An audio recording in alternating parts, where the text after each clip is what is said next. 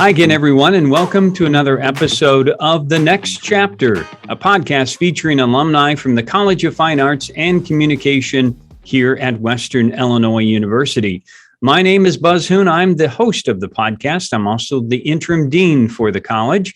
Today, I have the pleasure of speaking with Melody Betts, who received an MFA degree in 2009. Welcome to the podcast, Melody. Hi, Buzz. Thanks for having me. Oh, it's our pleasure. And we, you are the first representative from theater and dance. That's right. And there's so many connections which we appreciate how you have given back to the department and the university. And we're going to get into all those. But let's start with where you are and what's going on in your life right now. Okay. Well, I am in Chicago, Illinois. I have been back here for, I want to say I'm going on year 3 or 4. I spent a number of years in New York. And then before that, I did some regional traveling, but I started my career here because this is where my family is. And I'm back now. And what was the other question? Well, no, we'll get into all the wonderful things that have happened along your path, but you're still busy. You're still doing lots of stuff there. And in fact, one of the things that connection is, you will be here in the spring semester, yes, right, directing one of our plays. Yes. So I will be there early next year, after the winter break, directing Welcome to Madison. And I'm really excited about that.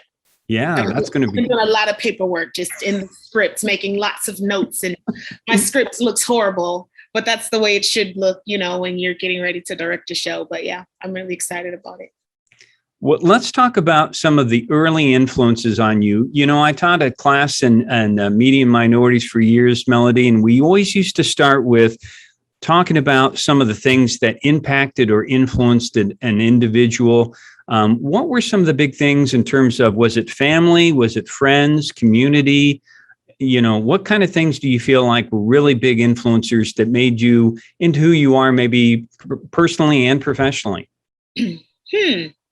Let's see, personally and professionally. Well, personally, I think, and this might be common for most people, but I come from a musical family that had a lot of experience and a lot of roots in the arts.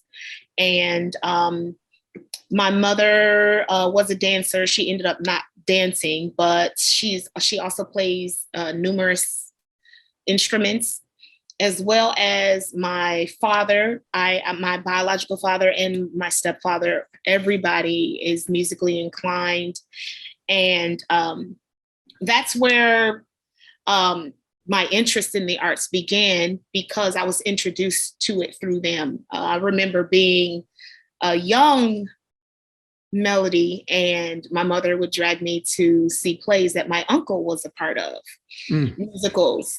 And I remember just feeling that thing that happens inside of you, where everything kind of lights up and ignites when going to see plays and things with my family. So I would have to say a very strong influence from them, but also not just the influence, but the encouragement to kind of move forward.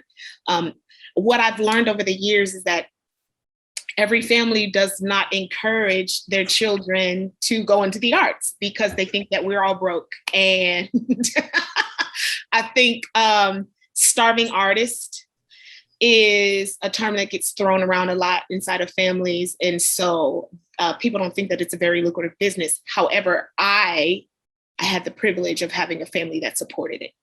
So they were a strong influence.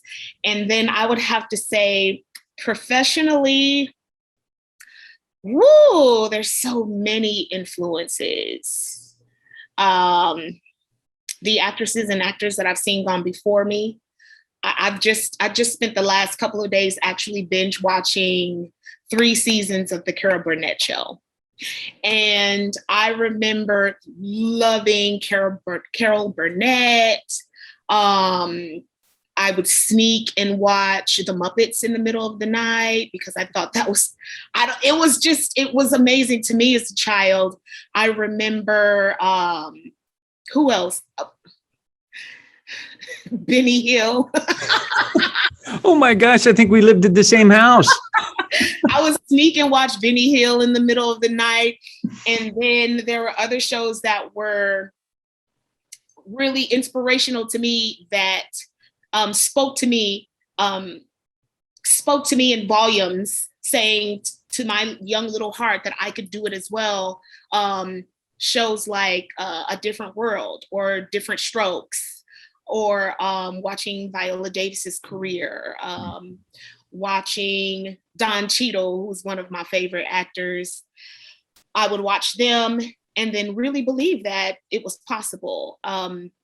Even now, I've had mentors in Chicago, like Ife Butler, who I'm getting ready to understudy in the upcoming production of Fanny at the Goodman, who have been a huge inspiration to me in my career.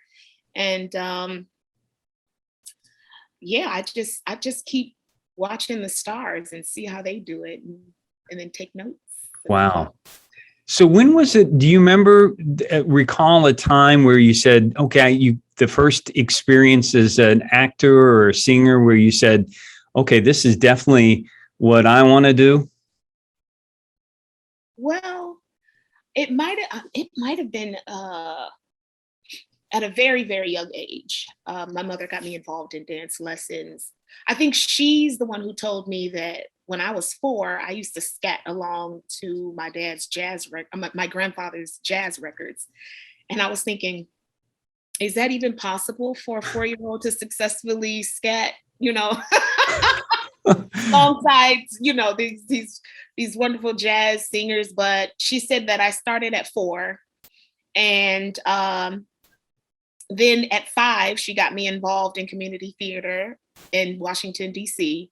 And I had a ball. And I remember being at school here in Chicago at Luther Burbank School when we started a drama program. And I got to just, as they say, let my freak flag fly. And it was the best feeling. It was a place for me of comfort and support. And so I've loved it at a very young age. I think for a small period of time during my teenage years, I wasn't 100% sure what I wanted to do. But my mother was really great at helping to guide her children towards what it is that they did best and what they loved. And then she nurtured us in a great way in that area of our lives, so that we would feel confident in being able to go after what it was that we really wanted. And so I found my way back, and I haven't left. That's a great story, because I think you do. I think you have a spirit that wants to, if for some people be expressive in that manner.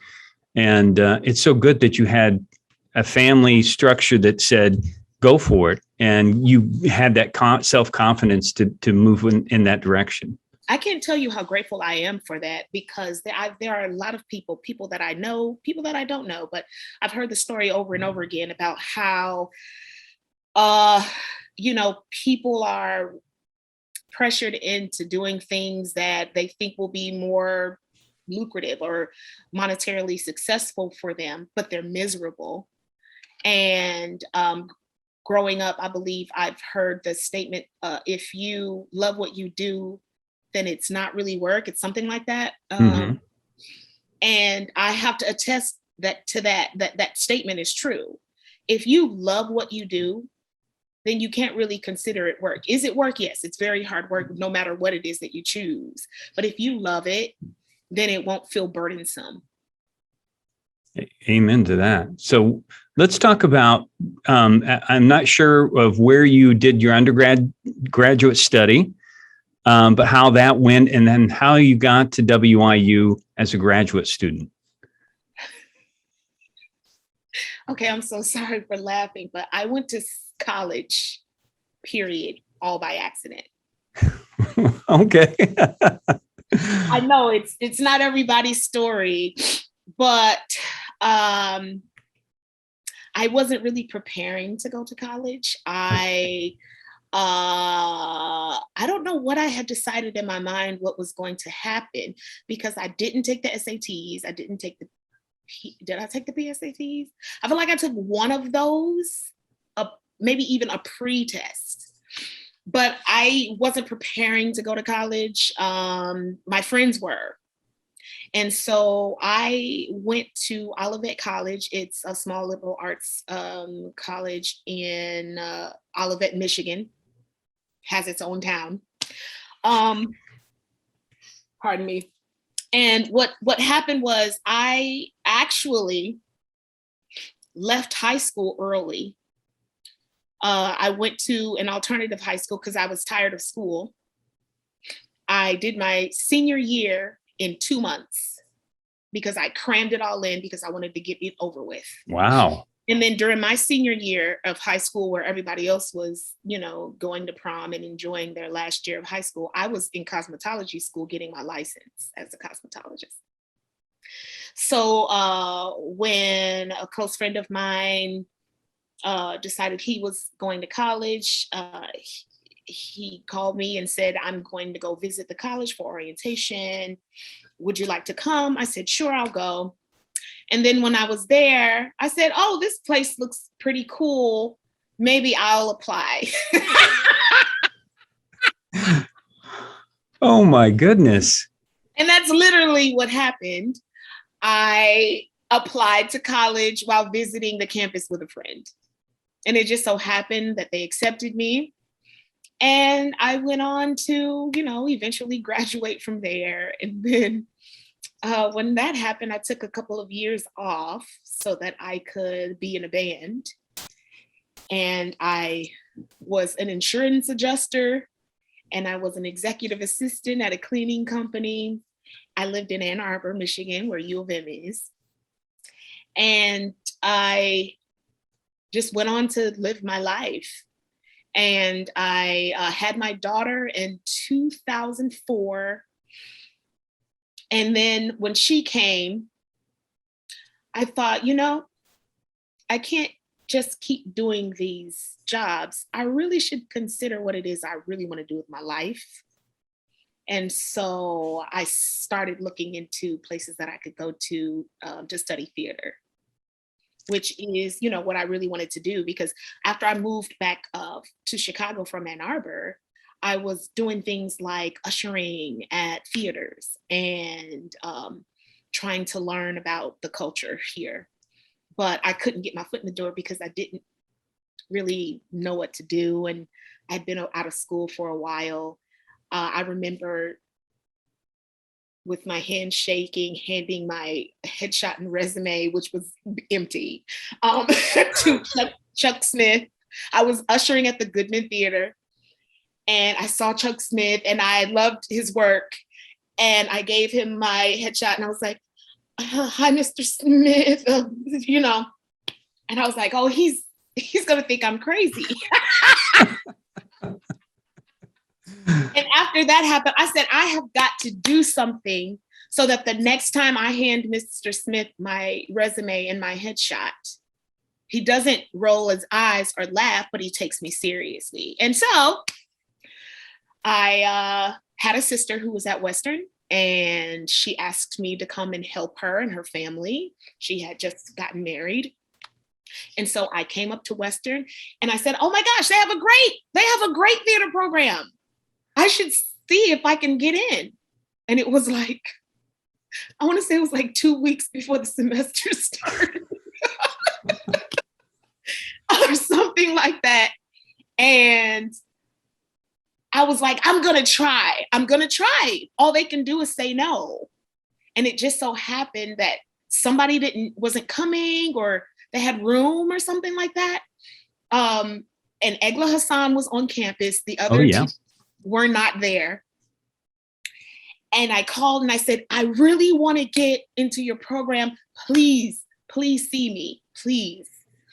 And it just so happens that they took a chance on me, which was, all I can say, a blessing from God, because the circumstances are unreal. And I remember walking up and down the aisles of the Hy-Vee, kind of going over my lines and looking like a mad woman, because I was doing a monologue from Richard III. And I was like, this is in the Hy-Vee. Okay. That was the most action. I'm sure most of those people had saw that, that entire year, like the Black lady running up and down the aisles of the Hy-Vee, shouting at the canned goods. So we lucked into you that way. That is unbelievable. But only because they were willing to open the door. Yeah. Otherwise, I'm sure I could have got in if I waited a year. But it was really close to when the school year was going to start. And I said, I'm just going to try my hardest. And I auditioned. They saw me. I auditioned. And I got in. And that's how I got to Western. Wow. Because during your time here, you won, I think, the Best Actress Award. Is that right? Was it The Monument? Did I read that? Yes. So you got right back into it. Did you feel like, okay, I'm going to take advantage of this second chance and I'm going to start putting some stuff together? Yeah. I listen, I was like, this is it for me. I'm either going to do it or I'm not. But what was really important was that I showed my daughter that you can come into this world, which can seem like a very crazy place a lot of times, and you can actually see your dreams come into fruition if you work hard for it. And and then all of everything, like, it aligns. Everything is aligned. If you, faith is important to me, so I really trusted in God. People, you call it the universe or what have you, but I really trusted that the things that I was going after would work out. I have always, or else I would have given up a long time ago. And it just so happens that it all worked out. And there's not, because the circumstances are so surreal, like, I have to have faith and believe that, it wasn't all because I was just so fabulous, because that's. But he has a plan, and it is a plan for good. Yes. And yes. And he took care of me. He took care of my daughter, and I appreciate it. And all the people that participated in that, I just love them to death.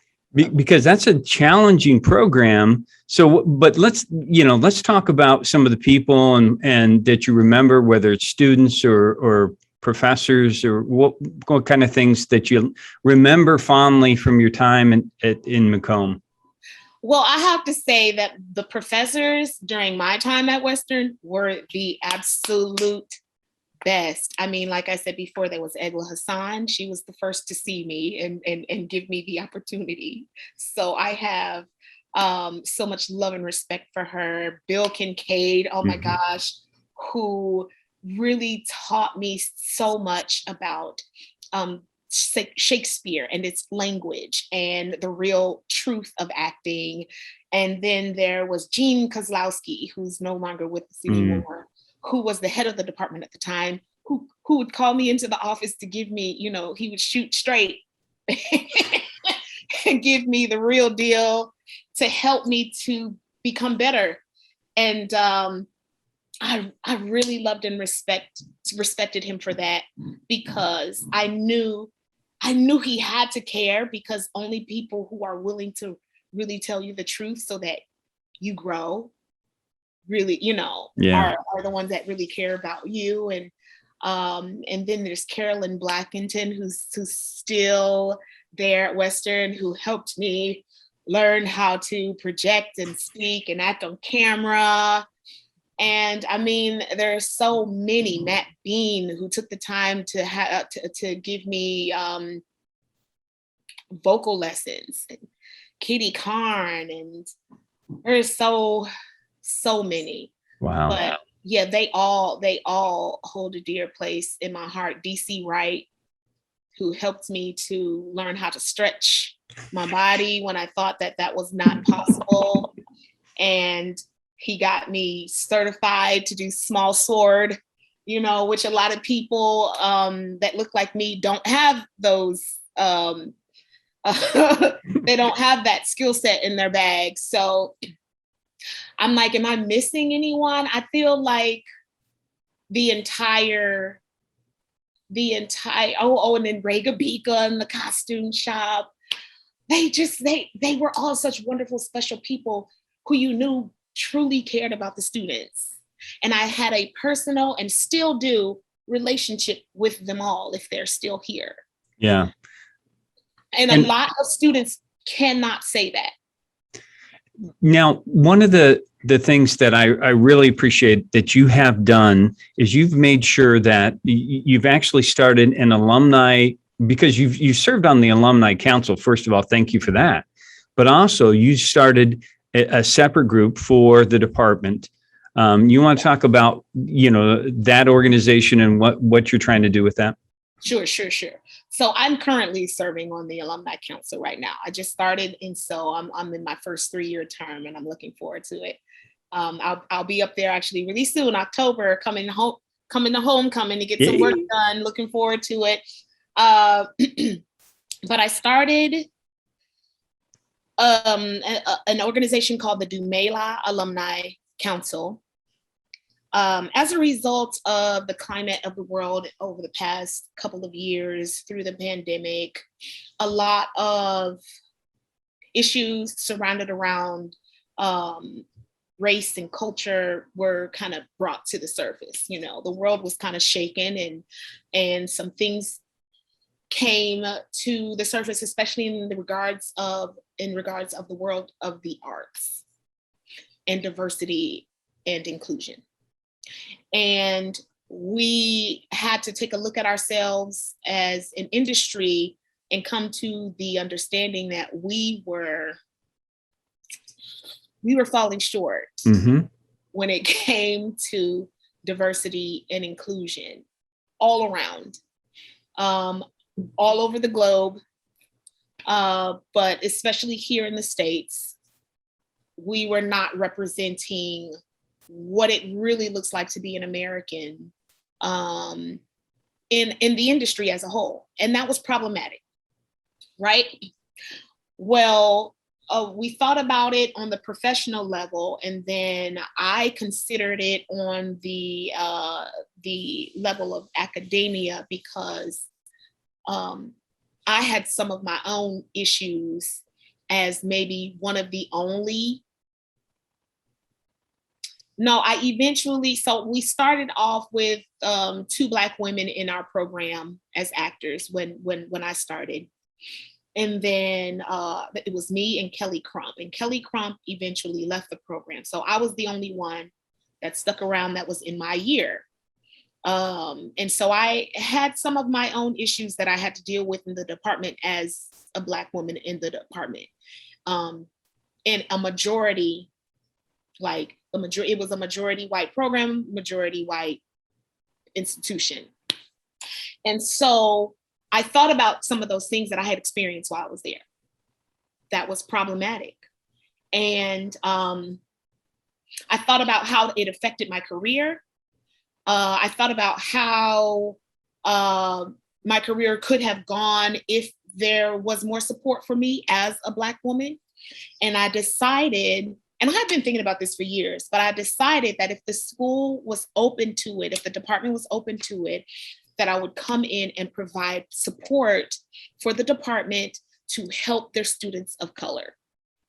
Because as you know, as you may know, the department is all of the faculty and staff is white. And when you have students of color in a department that is totally white, what ends up happening is the issues that arise in regards to people of color and their culture, right? You don't have what you need in order to support them properly. And so I reached out to Tammy Killian, whom I love and adore. And I said, hey, look, I know that you might need a little help. I would love to do that if you would allow me. And let's talk about what ways we can make that happen. And so we did start talking. And that's how Dumela was created, out of a group of alumni who have participated in the past year. This is our second year participating with the department. And we are there to just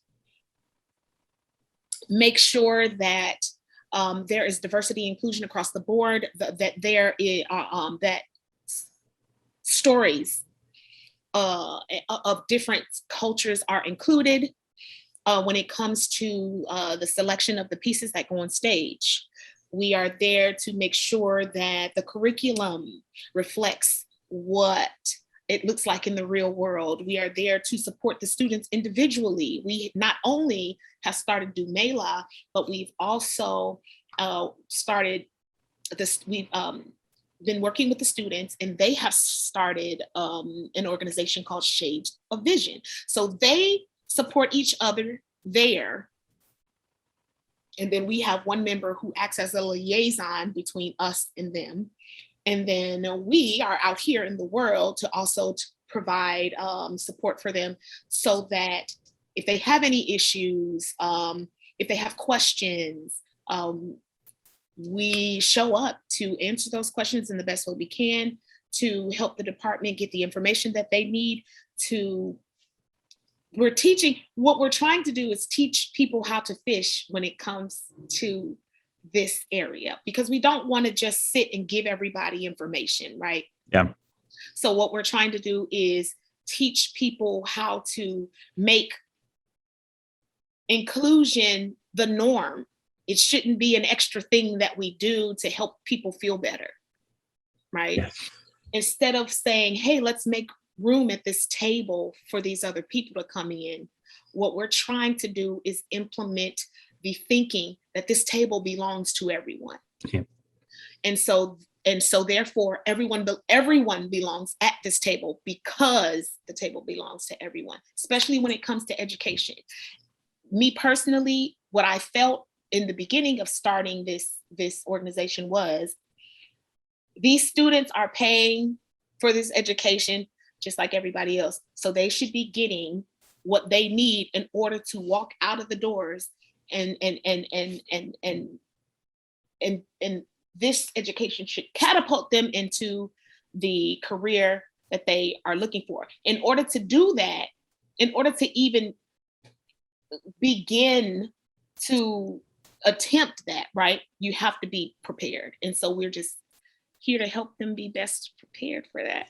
Yeah, and I thank you for that, because I think that's, again, what I call for, and I've done this when I was involved with broadcasting journalism. I hope our alumni are engaged and feel that they know the legacy of a department and are willing to help the current students out. And that's what you're doing. That's what it's really about. And I'm so appreciative of that. And I think one of my former students, Ryan Smith. Yeah, Ryan's one of my former students. And so I know he's involved too. He was a theater and broadcasting person. Yes. Ryan and I were actually in a show together, and we have this line that we still use to this day from that show on each other. He is he is my rock in Dumela. He is always stepping up to the plate. He has such a large skill set. Mm-hmm. And he is doing really great out in Las Vegas. And I love having him around me, because he's just an all-around great guy. He works hard. He has a great attitude, and just a cut above the rest. Yeah, he was one of the first guys I asked for on my other podcast for the Department of Broadcasting Journalism. So let's get back to talking about your career now. So you leave WIU, you go back to Chicago, to the Chicago area, and you working there.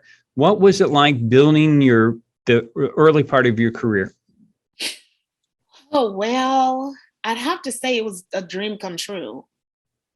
It was scary because I was just coming out of school and my first show was on stage with some of Chicago's like veterans and greats. But it was the best way to start my career because I learned so much sitting under, like just sitting at their feet and listening to everything they had to say and watching them work. I mean, Aileen Robertson is one of the first people that I worked with in Nonsense at the Marriott Theater in Lincolnshire, and Rachel Rockwell, who was my first director. I learned so much from them. I mean, I just couldn't believe the work ethic. I believe that Chicago's actors and actresses work the hardest, and they are good at what they do, and they mean business. They do not slack in any way. I mean, I saw Ms. Robertson roll across that stage every night. I don't know if you've seen Nonsense, but the Mother Superior gets high by accident, and then just she slayed the audience every night. And I just couldn't believe this lady. I don't even know how old she was, but I know she wasn't 30, doing all this physical comedy.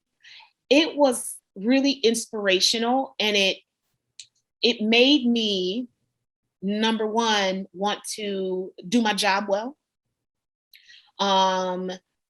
It taught me professionalism, and I am forever grateful for starting my career here, because I felt like this is one of the best places to start when it comes to getting involved in theater. So you must have thought, well, this is what I went to school for, so it's about time I started putting it to it. So you're there in Chicago, but then you start to grow and expand and say, I'm going to do some regional. And then eventually go ahead. Go ahead. No, my point is that at some point in time, you say it's time for New York City. Oh my, yeah. Well, the plan was, I spent my first 5 professional years here, and I needed those 5 years because there was a lot to learn. And then after that, I have to tell you, stepping outside of the Chicago like family and going to other cities to do theater was also very frightening. But I only went, like my first job outside of Chicago was in Milwaukee. So it wasn't like I went very far, but it was still, was frightening because I've been a single mom this entire time. My entire career, I've done it as a single mom. And so, there's a lot more to preparing oneself to go off to do, whatever, to do this job and carry their child along with them. It was a lot, but I started my first regional job at Milwaukee Rep, and I was, I believe, the first African-American woman to play in their a Christmas Carol as the Ghost of Christmas Present, and I did that for 3 years straight. And then I did The Color Purple with them, and then after that 3 years, I was given this opportunity to go to, and I didn't even know what kind of opportunity it was until later, but participate in a piece called Witness Uganda that eventually ended up being Invisible Thread. But it was a reading in New York that was being directed by Diane Paulus, and that's Tony Award winning Diane Paulus. And I didn't realize that this was a piece that was going to go further. It ended up being developed at ART, the American Repertory Theater, where a lot of Broadway pieces kind of it's the incubator for those types of pieces. And went on to do that and went through that process for a number of years until it was off Broadway at the Second Stage Theater as Invisible Thread.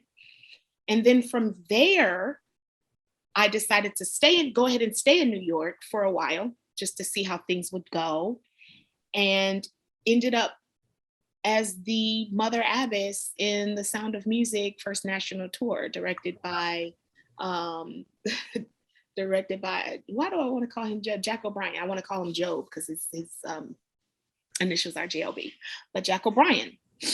And did that for almost 2 years.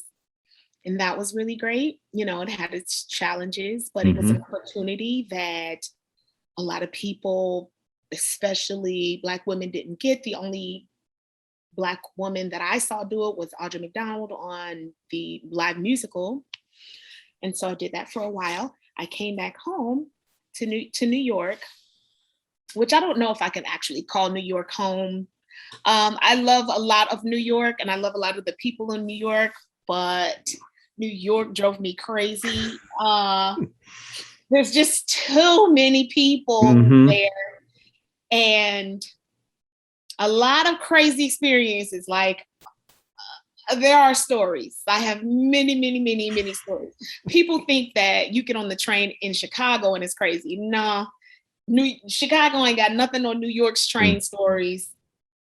Let me tell you. But I went back home after the Sound of Music and I booked Jesus Christ Superstar Live with John Legend on NBC. And that was great. That was a wonderful experience. And then I think I decided I was going to come back home. And I thought I was going to come back home.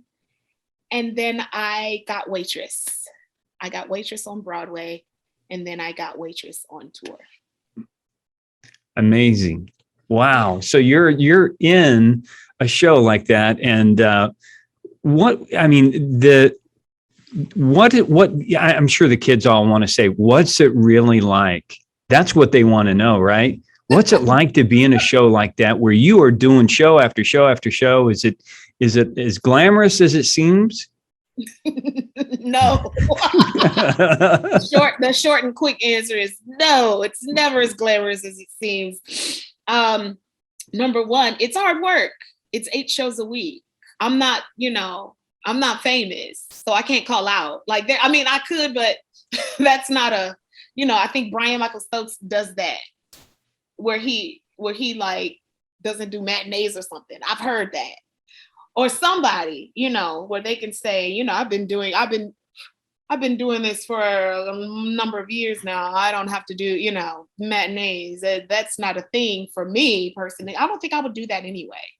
I don't know how awesome that would be. It's really hard work. It's 8 shows a week for the most part. And if you're doing what you're supposed to be doing, you're not phoning it in. And that takes a lot of energy and a lot of your time, especially because it's not just the show. It's the travel to the show. It's the planning for your household. It's the making sure you eat right. It's the making sure you rest. It's everything. For me, a lot of the times it's the travel. I didn't drive I drove at first, but then when I was in New York, but then I realized that was just a waste of time.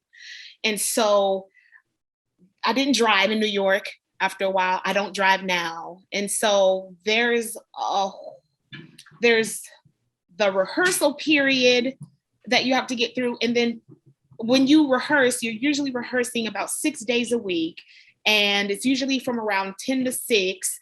And then when you're done with rehearsal, then you have to go home and work because you can't do everything that you need to do just inside of rehearsal, because you have to go home and you have to go through your script and you have to figure out, what are my objectives here? What are my tactics here as this character? Who is this character?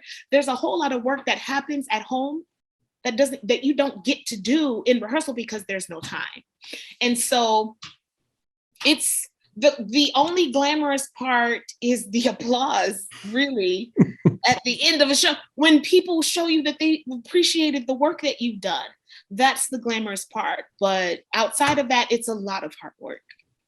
Were there a lot of times you had to come home and tell your daughter, Mom doesn't want to be entertaining tonight. Mom has to be entertaining for the rest of the world.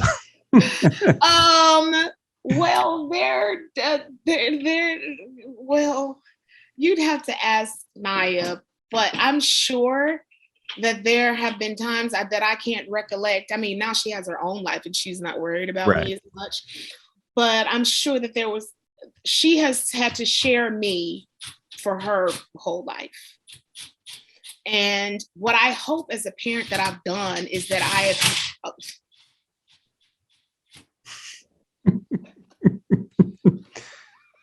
what I hope that I've done as a parent is I've never felt like I hope that I have made it so that she has never felt like she was in second place or that she had to share me. But being able to do that has taken a lot of support and love from my friends and family. And also I've had to be intentional. I've had to be very intentional as a parent. Now that you asked me, I want to ask her, and I'll wait till she gets home.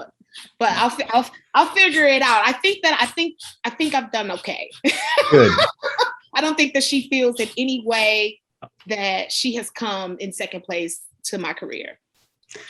Well, we're so proud of you here, and we're thankful for your time. But we always like to kind of end with, what kind of recommendations would you have for a student that's interested, and how do they find that self-confidence and grow as an individual to, have a career like you did? Well, let's see. I guess there are a couple things first. And the first things that I'm going to share are the things that my mother shared with me. Figure out what you're good at. Figure out what you're good at.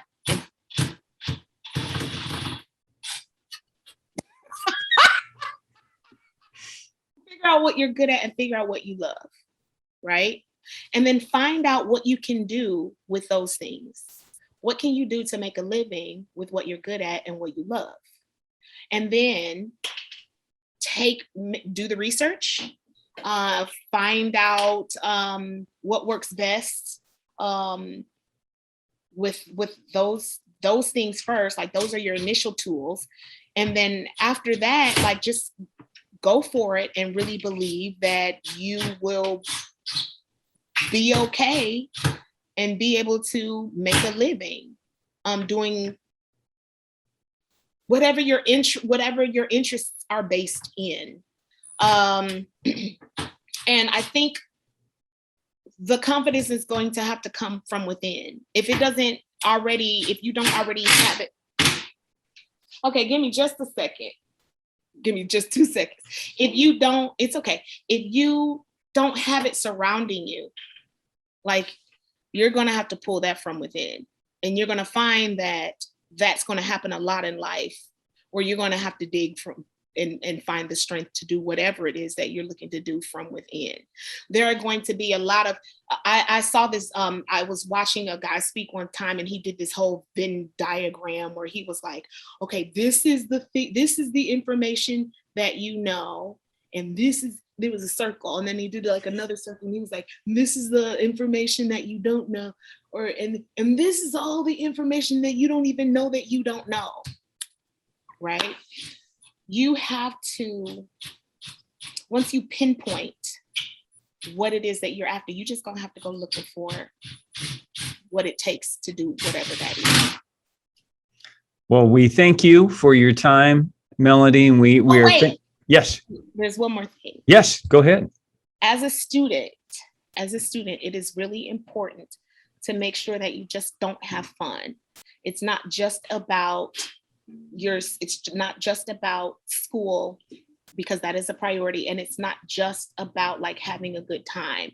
This is you preparing for your future. So while you're at it, make sure you do it monetarily as well. Save money, make investments, smart investments.